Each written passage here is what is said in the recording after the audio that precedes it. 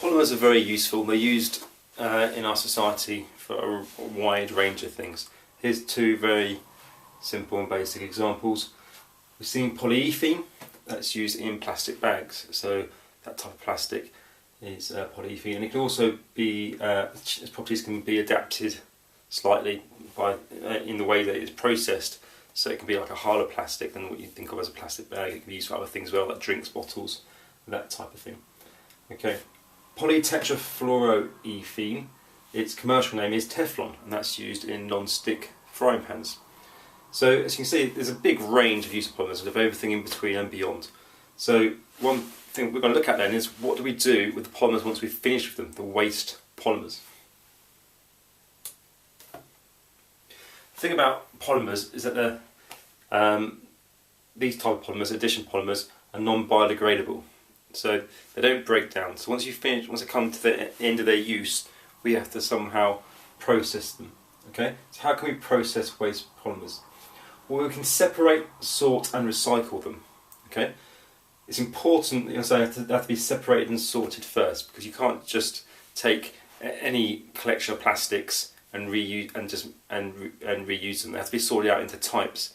That's why if you look on a plastic bottle, it will have some sort of recycling code on it, so they know what type of plastic it is that can be sorted and recycled with other plastics of the same type. These polymers can be combusted, so we burn them, and that's for energy production. A big problem with that, though, is that it can give out a lot of toxic fumes, particularly things like HCl. So if you combust PVC, which contains chlorine, HCl can form, and that's not something you want to be releasing a lot of into the environment. And they can be feedstock for cracking to make other plastics and chemicals. So polymers are essentially just very, very long chains.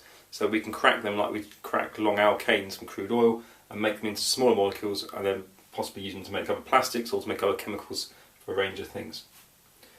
So what are chemists doing? One job of chemists is to minimise the environmental damage of polymers. So one way is going back to this combustion for energy. When there's toxic waste given off, toxic products like HCl, we look at ways of stopping that being released into the environment. So HCl, when it's combusted, that would go out the chimney, but rather than just releasing it out into the air and then that causing acid rain and other problems, it can be neutralised with a base or a carbonate. Okay, so we react the HCl or something so it's not released. And also, like we said before, a lot of these polymers are non-biodegradable, so chemists are looking at ways of making biodegradable polymers. So they don't take up lots of space for a very long time in landfill sites, so they're not littering up our countryside.